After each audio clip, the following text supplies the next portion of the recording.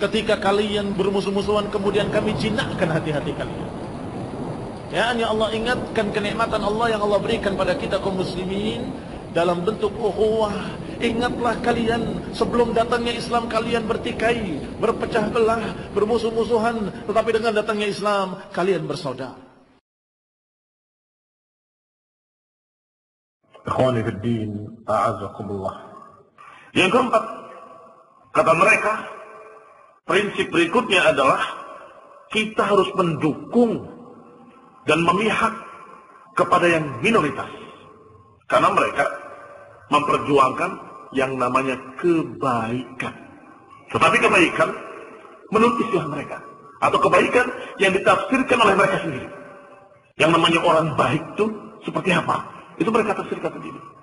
Tentunya kalau seorang muslim mukmin akan berkata yang namanya orang baik adalah orang yang terbimbing dengan Quran dan Sunnah, atau orang yang menyesuaikan dirinya dengan perintah dan larangan, dengan syariat Allah Subhanahu wa taala, atau dengan halal dan haram yang ada dalam Quran dan Sunnah. Kan begitu. Itu orang baik namanya. Dan mereka tidak.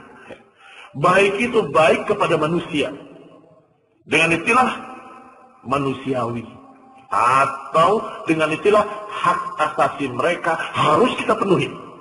Mereka punya hak untuk hidup. Mereka punya hak untuk beragama dengan apapun yang mereka yakini. Mereka berhak untuk berbuat apapun. Sehingga jangan heran, tokoh liberal perempuan menyatakan dengan bolehnya kawin sama jenis. Pakai dengan lagi kawin boleh, bebas. Perempuan dengan perempuan menikah tidak apa-apa. Astagfirullah. Padahal anak kiai yang ngomong. Kalau laki-laki Gus, kalau perempuan apa namanya? Hah? Tidak ada. Tenang. Qadirin a'azakumullah. Ini na'udzubillah. Mereka menganggap bahwasanya orang yang baik itu harus memihak pada pihak yang tertindas, atau pihak yang sedikit, atau pihak minoritas. Ini prinsip mereka. Jadi pihak minoritas harus kita tolong, harus kita bantu. Tidak peduli agamanya, pemahamannya, salah ataupun benar, tidak peduli. Pokoknya yang sedikit kita tolong, kita bantu. Minoritas menurut mereka bukan hanya minoritas secara jumlah orangnya. Minoritas yang memiliki makna luas. Minoritas beragama, atau minoritas agama, atau etnik, suku minoritas, atau ras minoritas, atau gender. Padahal kalau minoritas, laki dengan perempuan, mana minoritas? Laki-laki ya, harusnya berpihak pada laki. Tapi mereka berpihak pada perempuan. Dan kata mereka, karena perempuan itu walaupun banyak jumlahnya, tetapi mereka tertindas oleh kaum laki-laki. Maka harus kita bela. Demikian pula mereka katakan sebagai minoritas budaya. Jadi budaya yang minoritas mereka akan angkat-angkat, akan dipopulerkan, akan didukung, akan dibela. Demikian pula politik dan ekonomi. Karena azakumullah. Sehingga mereka katanya Allah Ta'ala alam selalu membela fuqara, selalu di pihak Palu dan Arit. Apa itu? Benderanya siapa itu? PKI, Partai Komunis. Karena mereka selalu mengatasnamakan orang miskin, mengatasnamakan para pekerja, mengatasnamakan para buruh, sehingga lambangnya Palu dan Arit. Mereka pun sama, harus mementingkan fuqara wal masakin. Karena Allah memberikan hak-hak kepada mereka, seharusnya tidak terpaku pada yang miskin tanpa yang kaya tanpa yang miskin. Harus dua-duanya. Semua manusia punya hak masing-masing sesuai dengan yang disyariatkan oleh Allah dan Rasulnya. Tapi mereka pokoknya membela yang minoritas. Jangan kaget kalau wallahu alam sudah terjadi apa belum, kalau mereka kemudian membela PKI untuk muncul kembali. Jangan heran, jangan kaget. Karena itu prinsip mereka.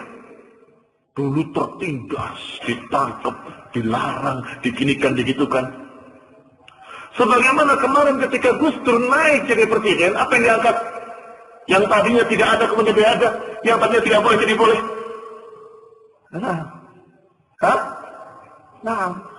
Barongsai dan kebudayaan Cina, yang dulu kebudayaan itu bersama dengan komunisme, bersama dengan pemikiran komunis, sehingga dilarang semuanya.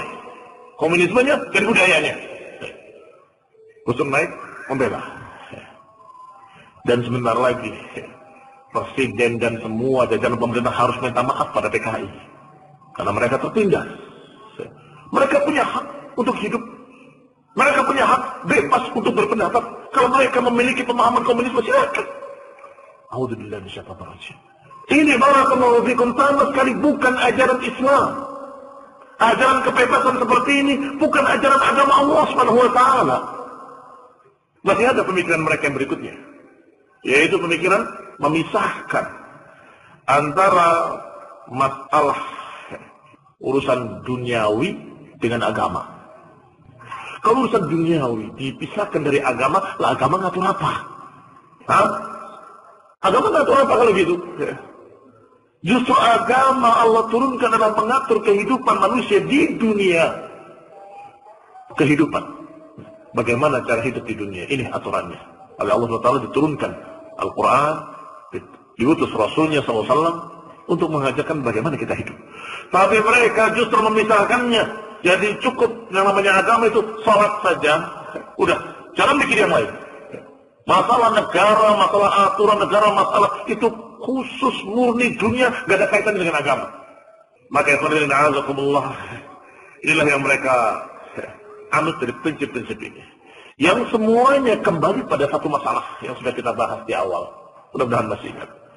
Yaitu kebebasan berpikir. Aklan. Sehingga menurut mereka baik, mereka akan kerjakan.